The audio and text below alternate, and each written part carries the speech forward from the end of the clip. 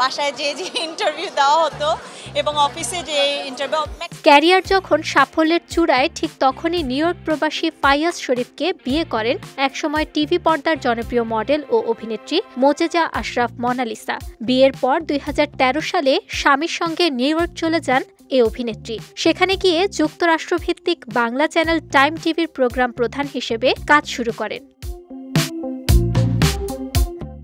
বিয়ের পর স্বামীকে নিয়ে দেশ ছেড়ে যুক্তরাষ্ট্রে বসবাস শুরু করলেও মোনালিসার সেই সংসার সুখের হয়নি। বছর খানেকের মাথায় আলাদা হয়ে যান তারা। এরপর আর নতুন করে সংসার বাঁধেননি মোনালিসা। বিগত বছরগুলোতে যুক্তরাষ্ট্রে বেশি সময় কাটিয়েছেন তিনি। এর মাঝে সময় সুযোগ হলে এসেছেন বাংলাদেশেও।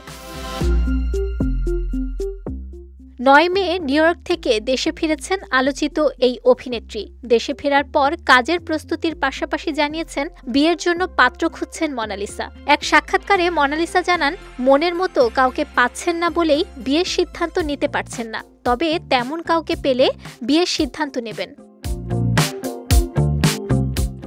বিয়ের জন্য কেমন পাত্র খুঁজছেন সেটাও জানিয়েছেন মোনালিসা। অভিনেত্রীর ভাষ্য, যার সঙ্গে আমার বোঝাপড়া ভালো হবে, আমাকে সম্মান করবে, ভালোবাসবে, আমাকেও সম্পর্কের মূল্য দেবে, সেই আমার যোগ্য হবে। কাজে ফেরা প্রসঙ্গে মোনালিসা বলেন, ওয়ালটন ফ্রিজ কিনে অনেকের মতো আপনিও হয়ে যেতে পারেন মিলেনিয়াল। সেরা পণ্যের সেরা অফার।